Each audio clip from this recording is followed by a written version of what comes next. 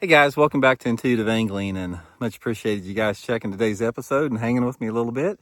Got a good video for y'all today. We're going to be talking about how the wind direction not only affects bass mood and behavior, but it affects the lures that the bass bite the best. Now, it doesn't matter what the situation is, every wind direction that you have, it puts the bass in a different frame of mood that, basically put them in a chasing mood or a non-chasing mood, whether they want a big lure or a small lure.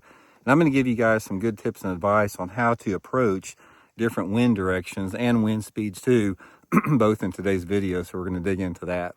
Also, guys, two quick housekeeping tips before we get started. I want to, not remind you guys, but I want to show you guys the world's fastest spinning reel, guys. This is the Cast King Speed Demon Elite. This is the fastest retrieve spinning reel on the market. 7.4 to 1, built for stout, guys. Got the big 3000 series spool. This is a great reel if you need to take up a lot of line in a hurry. So say, for example, you're fishing a shaky head or a wacky rig and you really need to take up a lot of slack, or if you make a long cast and you really need to get that bait moving in a hurry to get a strike, you want a high-speed retrieve reel. So I'll have the Cast King link in the description of this video. Also, if you use the promo code Randy10, you get an additional discount on the reel.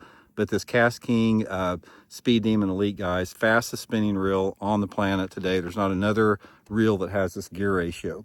And a real quick reminder, guys, I've been eating it all day. If you guys want to have the best boat food you ever eat, get you a pack of Bridgeford's original Sweet Baby Ray jerky. You can get it at any Walmart checkout counter in the country, most grocery stores.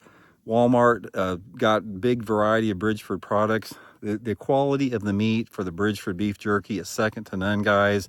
I promise you, you try this and you will never eat another brand of beef jerky again. The meat they use for this, you could put on your Sunday dinner table. I've seen them make it. Also, Bridgeford Foods, guys, the biggest supporter of the sport of bass fishing of any company out there. So pick up a pack at Walmart the next time you're in there. Okay, guys, let's talk a little bit about this whole wind direction and how it affects the fish type of a deal.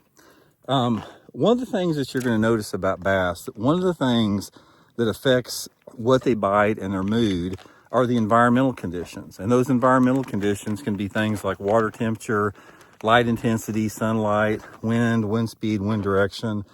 But specifically, I want to talk about the wind direction in relationship to the mood and the personality of the bass.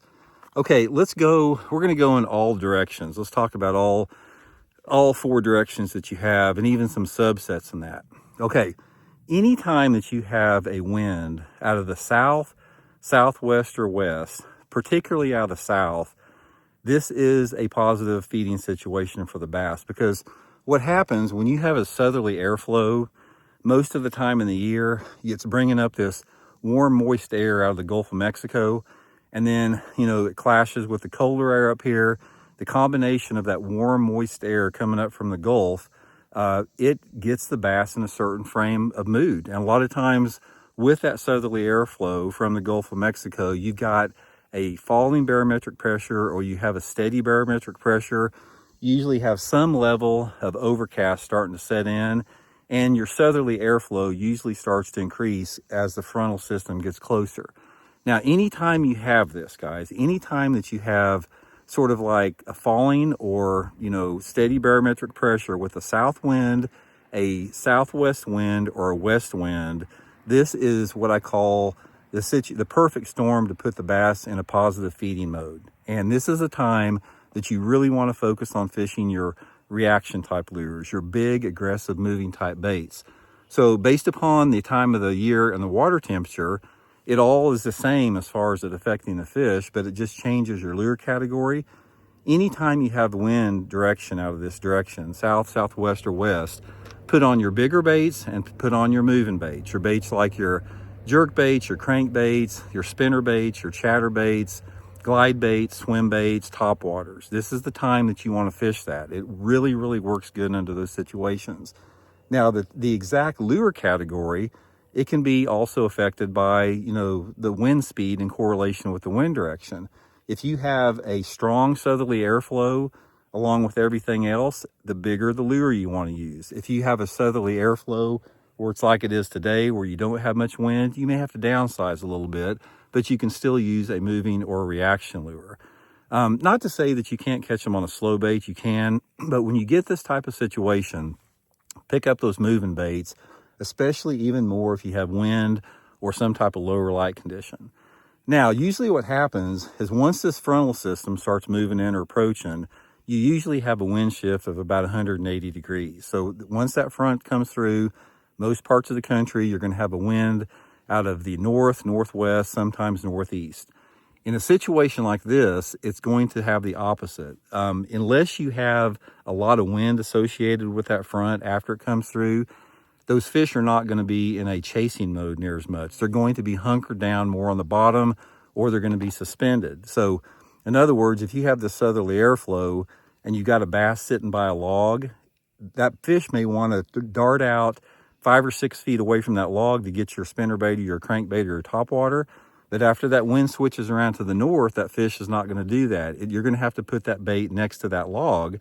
So your slow baits work better on a north wind. Your jigs, your shaky heads, Texas rigs, anything that you can pull along the bottom, football head jig, something like that. Now, the only exception to that is, say, for example, the front comes through and you've got a lot of wind and you got clouds with it.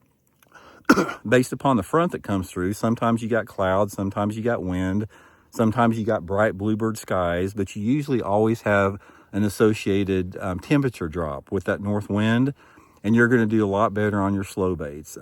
Anytime I have a north wind, I'm always thinking jig. I'm thinking pitching and flipping jig, I'm thinking finesse jig, I'm thinking wobble head jig, I'm thinking football head jig. That's the way you want to do it.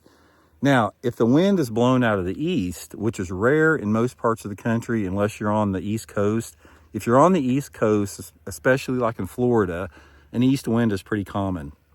A lot of people say maybe heard the things like, when the wind's from the east, the fish bite the least. Not true. Anytime that you have an east wind, in my experience, it sort of acts a little bit like a south wind in terms of the fish are pretty active. I have found during the east wind a lot of times, especially if you have a level of cloud cover with it. And you can mix it up and you can catch them on a little bit about everything. And east wind, the fish are sort of neutral in it in terms of their mood and their personality, if they want to chase or if they don't want to chase.